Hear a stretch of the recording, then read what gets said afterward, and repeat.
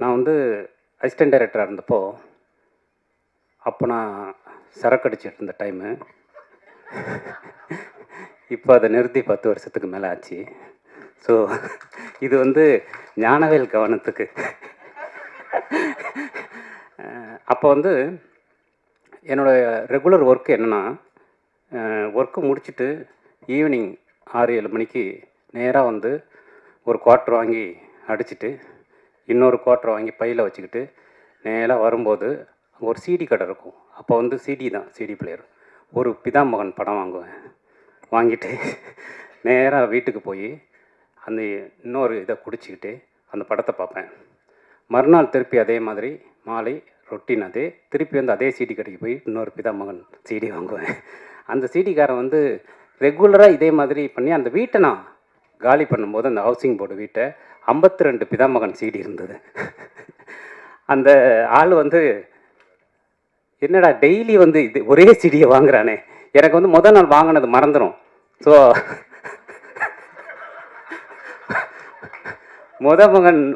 முதல் நாள் வந்து அதே படத்தை வாங்கணுங்கிறது மறந்துடும். எனக்கு அவ்வளவு அந்த படத்து மேலே சொல்லப்போனால் அந்த படம் வந்து எனக்கு ஏற்படுத்தின தாக்கம் தான் அதன் பிறகு இந்த மாதிரி எளிய மனிதர்களை சினிமாவை ஆக்க முடியும் அப்படிங்கிற ஒரு நம்பிக்கை கொடுத்தது. இப்போ ஃபஸ்ட்டு பாலா சாரை போய் மீட் பண்ண போகும்போது, கண்ணன் சார் மூலமாக, விகடன் கண்ணன் சார் மூலமாக போய் பார்க்க போகும்போது, நான் அவர்கிட்ட அவருடைய அறைக்கு போனாலே மாரிக்கு தெரியும், அது வந்து வாரணாசியோடைய இன்டோர் மாதிரியே இருக்கும்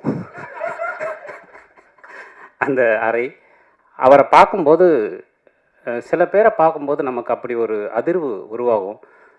நம்ம என்ன வார்த்தைகள் அவர்கிட்ட பேசுகிறது அப்படின்னு வார்த்தைகளை தேடக்கூடிய ஒரு விஷயம். நான் அவர்கிட்ட வந்து இந்த 52 சிடி பிதாமகன் சிடியை வந்து என்னுடைய அறையிலேருந்து நான் காலி பண்ணும்போது எடுத்துகிட்டு போனேங்கிறத நான் அவர்கிட்ட சொல்லணும் அப்படிங்கிறத ஒரு பெரிய இது இருந்தது. ஏன்னா ஒரு ஒரு கலைஞனா நான் இதை சொல்லும்போது அவர் ஒரு பெரிய மகிழ்ச்சி அடைவார் அப்படிங்கிறதுனால நான் அவர்கிட்ட இந்த சம்பவத்தை சொன்னேன். அவர் அப்படியா அப்படின்ட்டு அதுக்கப்புறம் அதை பற்றி பேசவே இல்லை.